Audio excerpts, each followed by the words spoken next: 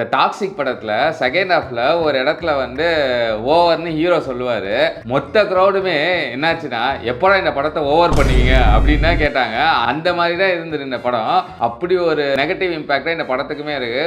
Even though நான் வந்து இந்த படம் அவ்வளவு மட்டமா இருக்குன்னு ஃபுல் ரிவ்யூ வந்தோம். இந்த படத்துல எவ்வளவு மட்டமா இருக்கு, இந்த படம் தான் ஒஸ்ட் மூவி ஆஃப் 2026 அப்படியான பார்க்கறதுக்காக போனேன். அப்படிதான் இருந்துடா நான் கடைசியில சொல்றேன். டாக்ஸிக் இந்த படத்தோட ஸ்டோரி என்னன்னா, ராயன் ஒருத்தவன், அவன் ஒரு கேடு கட்டவன். அதான் இந்த படத்தோட ஃபர்ஸ்ட் டைலாக்கே சரி, ஓகேவா? அவனோட லைஃப் பிறந்ததுல இருந்து கிட்டத்தட்ட சாவர வரைக்கும் என்ன பண்றான், அதுதான் இந்த படத்தோட ஸ்டோரி. இந்த படத்தோட மிகப்பெரிய பாசிட்டிவ் நான் என்ன பார்க்கறேன்னா, டெக்னிக்கல் ஆஸ்பெக்ட்ஸ்லாம் இந்த படத்துல பாசிட்டிவ் தான். கிட்டத்தட்ட ஒரு அவுட்ஸ்டாண்டிங் டாப் நாச் ஒர்க் தான் சொல்ல முடியும். அதே மாதிரி வந்து இந்த படத்தோட ஃபைனல் ஆக்ட் நல்லா தான் இருக்கு. பட் அதை தாண்டி இந்த படத்துல எதுவுமே நல்லா இல்ல.